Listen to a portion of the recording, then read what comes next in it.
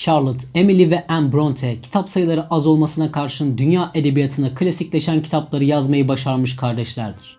En büyükleri Charlotte 1816, Emily 1818 ve Anne 1820 yılında İngiltere'nin Yorkshire kentinde dünyaya geldi. Henüz çocukken ölen ilk kız kardeşinin yanı sıra bir de Branwell adında erkek kardeşleri vardı. Anneleri 1821 yılında hayatını kaybedince çocukların bakımını baba Patrick Bronte ve teyzeleri Elizabeth üstlendi. Babaları Patrick, Yorkshire kırlarındaki Howard köyünün rektörü olarak atanan Anglikan bir din adamıydı. Aynı zamanda Cottage Poems ve Rural Minstrel kitaplarının yazarıydı. Oldukça modern, kültürlü, açık görüşlü ve zeki bir adamdı. Çocuklarına koşulsuz sevgiyle bağlıydı ve onların kitap, oyuncak veya diğer türlü ihtiyaçlarını karşılamak için elinden geleni yapıyordu. Eşi Maria öldükten sonra hiç kimseyle evlenmedi ve zamanını hastaları ve fakirleri ziyaret ederek geçirir, cemaate yol gösterici olurdu. 38 yaşında ölmeden önce anneleri de oldukça sevecen, okuryazar ve saygın biriydi. Narin bedeni genç yaşta rahim kanserine yakalanınca son zamanlarını acılar içinde geçirdi ve Bronte kardeşler annelerinin bu zor zamanlarına henüz çocuk yaşta şahit oldu. Anne öldükten hemen sonra kardeşi Elizabeth çocukların bakımını üstlendi ve Patrick'e destek oldu. Elizabeth, Metodist bir kadın olmasına rağmen inancıyla kızları etkilemedi. Onların kitap ihtiyacını karşıladı ve dergilere üye olarak okuma yapmalarını istedi. İngiltere'de her kız çocuğunun öğrenmesi gereken nakış ve kanaviçe gibi el işlerini kendisi öğretti. Elizabeth, kardeşi Maria öldükten sonra hayatını onun çocuklarına adamış cömert bir kadındı. 1824 yılında Anne hariç 4 kız kardeş Kovan Ruhban Okulu'nda eğitime başladılar. Başladıktan kısa bir süre sonra Maria ve Elizabeth kardeşler ardı ardına tüberkülozdan hayatını kaybetti. Kız kardeşler annelerinin ölümüne henüz alışmışken kardeşlerinin ölümüyle adeta sarsılmışlardı. Bu durum düzensiz bir eğitim hayatına sürükledi onları ve baba Patrick tarafından bir süre evde eğitim gören kardeşler yine de okuryazarlıktan vazgeçmedi. Bunun haricinde babaları maddi olarak zor durumda olsalar dahi çocukların eğitimi için sınırları zorladı. Bunlardan biri John Bradley adındaki ressamın çocuklara eğitim vermesiydi. Fakat Bronte kardeşlerden erkek olan Branwell hariç kimse ressamlığa yanaşmadı. Yine de hepsi bir ressam kadar iyi resimler çizebiliyordu. Bronte kardeşler yazım hayatına henüz küçük yaşlarda başlamışlardı. Mini hikayeler yazan kardeşler aynı zamanda şiire de ilgi duyuyordu. Babalarının yazarlığı kardeşler üzerinde etkili olmuştu. Hatta Branwell bile gelecekte ressam olmasına rağmen kardeşlerin hikayelerine katkı sunmaktan geri kalmıyordu. İlk edebi evrimlerini henüz genç yaşta gerçekleştiren kardeşleri ateşleyen şey babalarının onlara hediye ettiği 12 tahta askerdi. Bu askerlere isimler veren çocuklar daha sonra içindeki hikaye aşkını dizginleyemedi. Afrika'daki Cam şehrinden bir kadın tarafından yönetilen adaya. Çocuklar ufkunda yatan öyküyü hem yazdılar hem de kendi zevklerine göre çizdiler. Adı Angria efsaneleri olan kitabın haritasını bile çıkarmışlardı. Öyle yaratıcı çocuklardı ki yazdıkları kitap tahta askerlerin okuyabileceği kadar büyüklükteydi. Yarattıkları kurgusal dünyalar kardeşlerin okuma ve tartışma ufuklarını geliştirmiş, edebiyat tutkusuyla beslenen ruhlarını hayal gücüyle destekleyerek olgun yıllarında yazacakları eserler için ilham kaynağı olmuştu.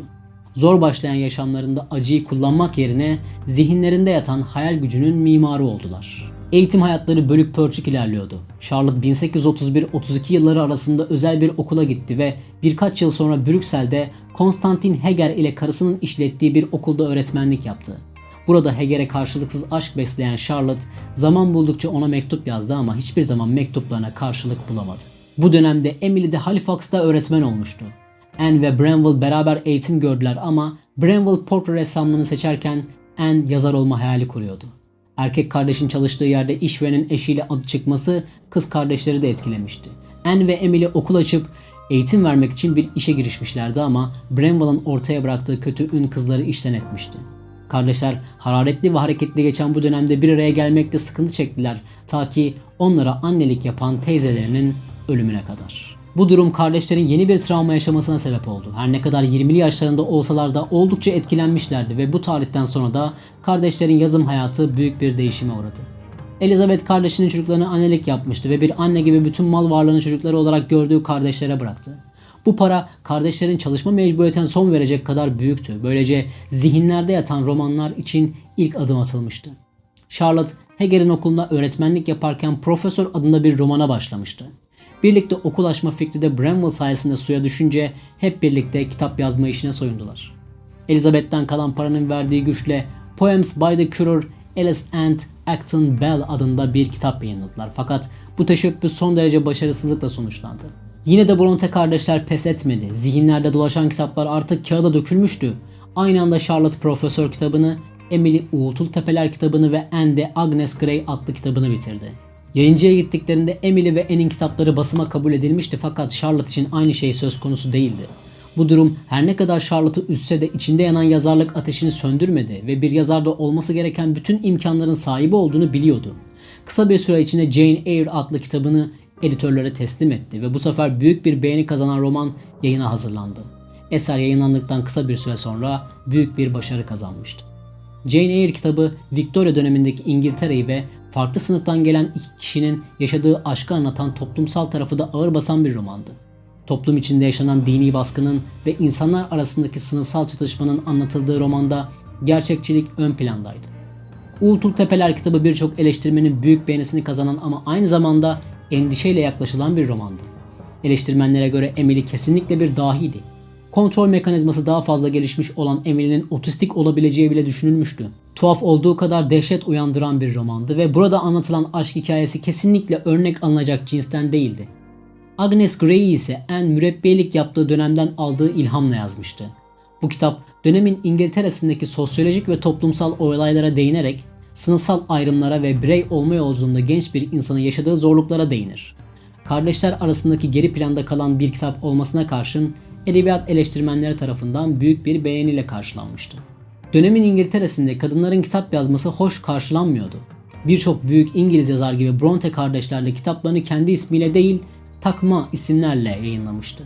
Baş harflerini değiştirmeden kullandıkları isimlerle soyadları Bell idi.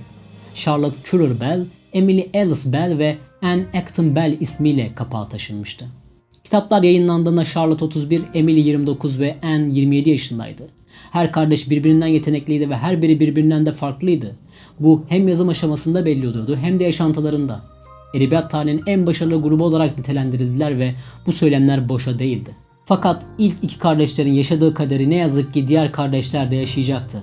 Önce kitaplarında her zaman ilham aldıkları erkek kardeşleri Branwell 24 Eylül 1848 yılında tüberkülozdan dolayı hayatını kaybetti. Bu ölüm artık geri dönülemez bir evrenin ilk adımıydı. Birbirlerine sımsıkı bağlı olan Bronte kardeşler için yolun sonu yaklaşıyordu. Branwell'ın ölümünden sadece 3 ay sonra Emily de tüberkülozdan dolayı hayatını kaybetti. Girdikleri edebiyat dünyasında belki onlarca kitap verecekken genç yaşında hastalıktan yitip gitmişti Emily. Fakat arkasında bıraktığı tek eseri Uğultul Tepeler onu İngiliz edebiyatının ölümsüzleri arasına yerleştirmişti. Tarih 1849 yılını gösterdiğinde Anne ikinci kitabı olan The Tenant of Wildfowl Hall'u yayınladı. Bu roman ilk romanından daha başarılıydı. Gücü ve etkisi herkesi büyülemişti ama aynı zamanda içerik bakımından oldukça sertti. Bu yüzden ileriki yıllarda Charlotte'ın isteği üzerine uzun süre basımı yapılmayacaktı. Kitap yayınlandıktan birkaç ay sonra bu sefer Anne tüberkülozun pençesine düştü. 28 Mayıs 1849 yılı Charlotte için yalnızlıktı. Anne hayatını kaybettiğinde Charlotte kahrolmuştu fakat bir yandan da kendi sonunu da görmeye başlamıştı. O yıl yazımını tamamladığı Shirley adlı eserini yayınlamıştı fakat bundan sonraki hayat tamamen durağan bir hal alacaktı. Memleketinden ayrılmadı ve soğuk yüzlü bu yerle yüzleşmeyi tercih etmişti. Çalışmak ve yazmak onun için tek sığınak olmuştu. Aradan birkaç sene geçti ve yazar Villette adlı otobiyografik romanını kaleme aldı. 1853 yılında yayınlanan roman büyük bir sadelik ve ustalıkla kaleme alınmıştı. Kitap yayınlandıktan kısa bir süre sonra bu sefer de rahip babası Patrick hayatını kaybetti. Son yıllarda ölüm ve acıdan başka bir şey bulamayan Charlotte, babasının yerine papaz olarak atanan Nichols ile 1854 yılında evlenmeye karar verdi. Aradan sadece bir sene geçmişti ki hamileliğinin 9. ayında tıpkı diğer kardeşleri gibi tüberkülozdan dolayı hayatını kaybetti.